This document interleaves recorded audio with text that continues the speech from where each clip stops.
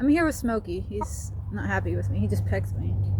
Rude, rude, rude. Look at him, look at him, look at him, look at him. He's gonna peck me, watch.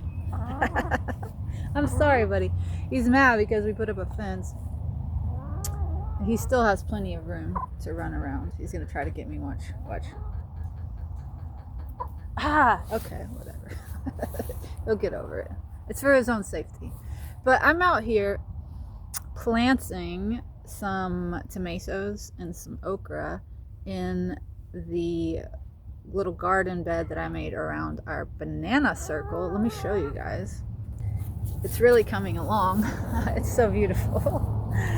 But I wanted to show you how I'm planting these tomatoes, because there is always a best or a better way to do something, right?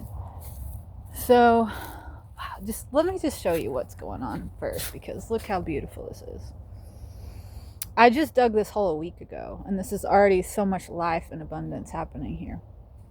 But I've got, these are black-eyed peas. These are for nitrogen fixation, for food, for ground cover, locking moisture into the soil, blocking weeds. So many functions from this one plant. And I got a huge bag, a pound of these seeds for $2 from the grocery store. There is a certain kind of inoculant that you need to put on the seed before you plant it so that it actually will fix nitrogen into the soil. It's a bacteria that forms a symbiotic relationship with the roots of the plants. So the plants take atmospheric nitrogen from the air and fix it into the soil, and through the symbiotic relationship that it has with the bacteria that you need to inoculate it with, it will take that nitrogen and feed it to the plants that are surrounding the beans. Excuse the noise in the background. Someone is vacuuming a car. I think it's okay though, right? It's an exercise in awareness and patience. Okay, so we have that happening. These took 3 days to pop up out of the soil. I'm planting okra. This is the baby okra, and tomatoes. We have pineapple, we have sunflower. I've got some perennial flowers for the pollinators, a ground cover flower, that's purslane, the greens are edible. Tropical sage, which is perennial, meaning it lasts yearly. You don't have to replant it every year.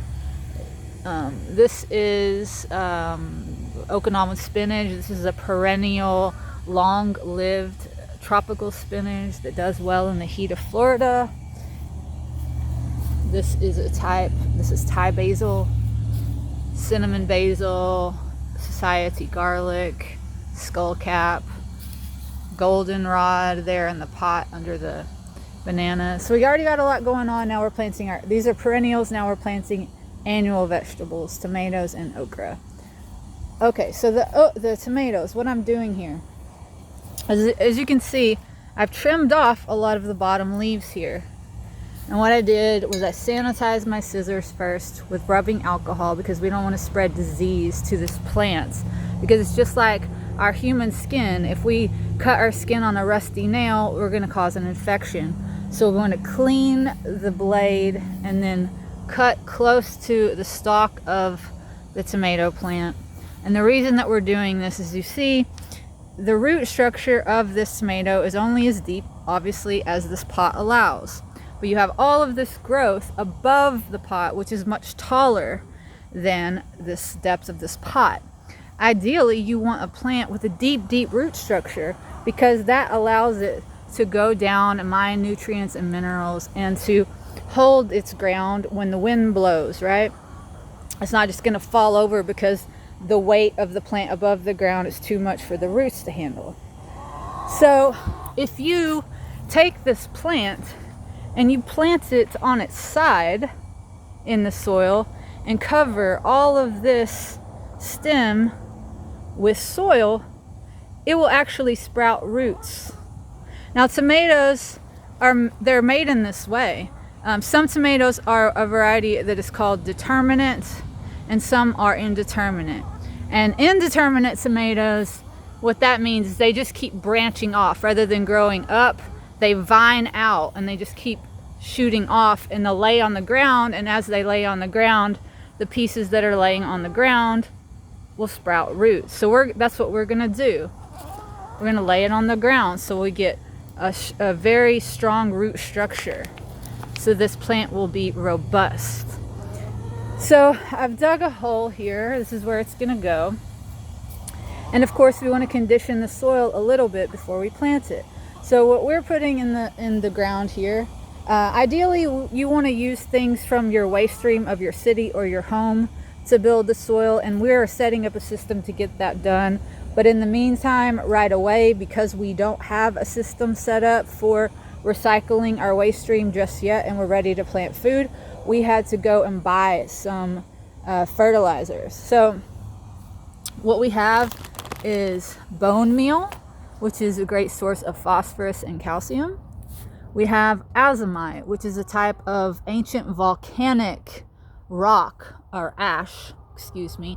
So it is high in potash, calcium, magnesium, chlorine, and sodium. And then we're also using fish manure and mycos. This is a really great brand of mycorrhiza fungi. Now, like I told you how we're going to inoculate the beans with a certain kind of bacteria, this is a certain kind of, it's a mixture of different soil fungi, which, like the bacteria that we inoculated the beans with, forms a symbiotic relationship with the roots of the plants. It forms like a sponge-like structure in the soil. It connects to the plants. It goes and it reaches out, like it becomes an extension of the root system for the plants. So the roots of a plant on its own can only reach the water and nutrients that it's touching. But then it holds hands with these mycorrhiza fungi and it extends its reach. And the fungi is able to mine and pull up water and nutrients that this tomato wouldn't otherwise be able to reach.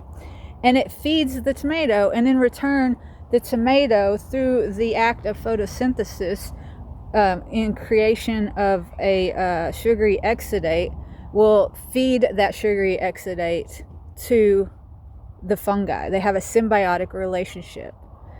The fungi is feeding the tomato nutrients and water, which otherwise it would not be able to reach, and the tomato is feeding the fungi a sugary exudate.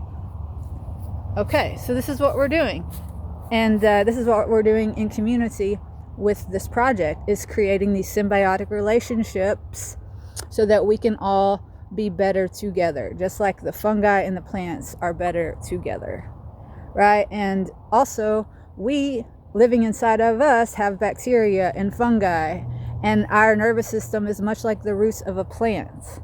We are plants and animals and fungi all rolled into one as human beings, you know? So this is why we can learn so much about ourselves through studying nature, because we actually are nature.